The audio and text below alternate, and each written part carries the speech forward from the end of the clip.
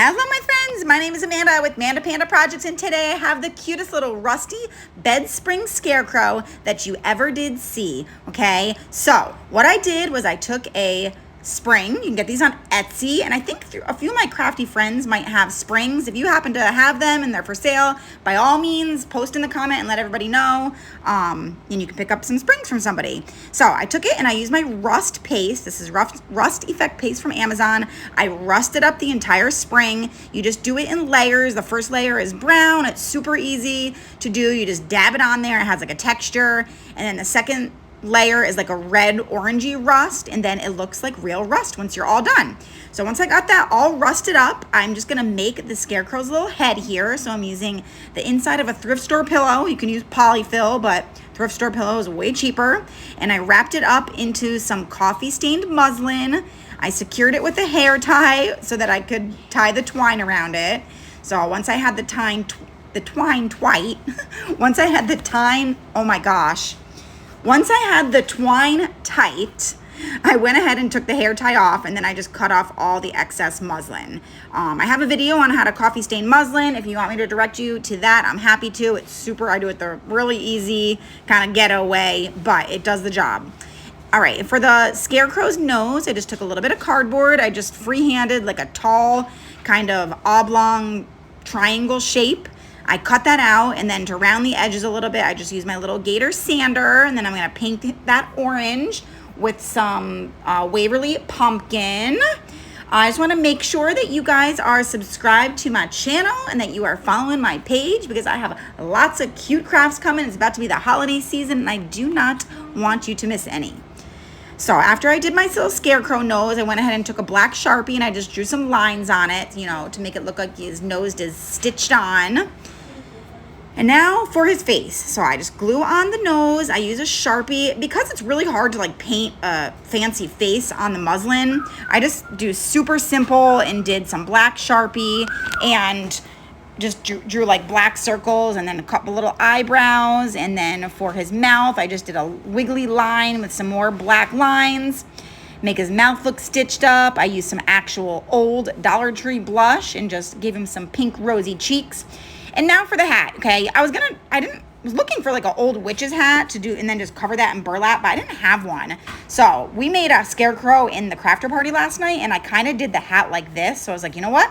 I'm just gonna do the hat the same way because that worked. So I just used a little like jar lid type of thing. I don't even know what this is from. It's an empty jar from something.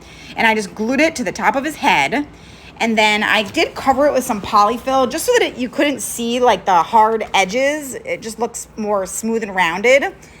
And then I covered it with burlap. And then I just tied some twine around the bottom of it, and it makes it look like a really cool little Scarecrow hat. It's a little bit tricky to do with two hands. It helps if you have an extra set of hands, but I did not. So I made do with the two that I had. You know, if I had a couple extra, I'd be happy to lend them to you, but I don't. All right, so we got that all tied, and then the way that it works is that the hat ends up being like super big and wide around the quote-unquote brim. So I just took my scissors and just trimmed it up a little bit on each side. I think I did the sides and the back, but I didn't trim the front. I lined it up right when I first put it on, so the front was good, and I just trimmed up the rest of it. All right, and now Scarecrow, Avi needs some raffia. So I just cut some raffia here, and then I hot glue it right up under there, under the hat. I was gonna put the raffia on first, but I thought it was gonna be just too hard and messy when I tried to put the hat on. So I decided it would be easier to just glue the raffia up underneath the burlap, and that actually worked out really good, really easy. Just took a couple minutes there, and I decided to add a little tiny bit of raffia to the back. I didn't do as much as I did on the sides, but it looked kind of naked back there. So I just stuck a few little pieces in there, just, you know. All right, so now we're gonna cover up that twine with a little piece of fabric. I love this fabric. I think it is gorgeous color for fall. It's my favorite fall fabric. You're gonna see me using it all season. I got it from Hobby Lobby. I don't know like the name or number of it or anything, but it's like a brown, a tan, almost like it's not really burnt orange, but it's like not quite brown, but I just love it.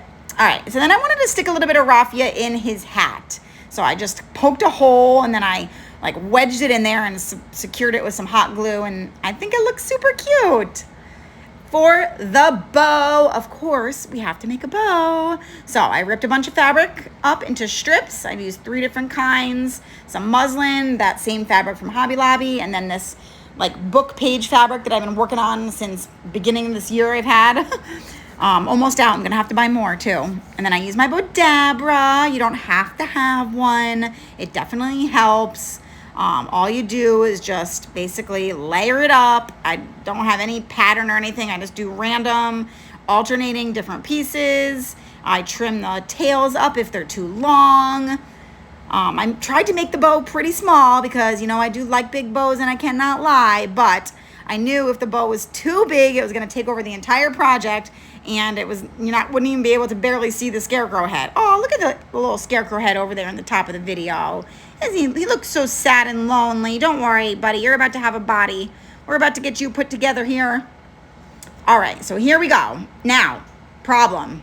When I put the Scarecrow head on top of the bed spring, it wanted to topple over. So I had to turn the bed spring around into what I feel like was backwards, but it ended up looking fine in the end. But normally when I do these kind of bed spring crafts, I have the spring kind of like leaning back a little bit so you can see the face good, but I had to do it where the spring was leaning forward, and so I had to glue his head on tilted backwards, if that makes sense. So I got that all glued on, and then we got to embellish him up here, you guys. So I added a couple little fabric patches. I had some dried florals that I got on my hike. I added those into the little tie there on his hat. I added another little fabric patch to the brim of his hat, a cute teeny tiny little button, and then I added a little pine cone. And oh, I was gonna add a rusty bell too, I forgot. And here he is, all done. Oh yeah, I added buttons to the spring too. I don't think I mentioned that. Did I show that? I don't remember. So yeah, here it is, you guys. I just love how it turned out. Oh my gosh, this is super cute. Let me know what you think. I would love it if you would spread this video out there, share it with a friend. Let me know in the comments if you're gonna make one of these cutie patootie scarecrows.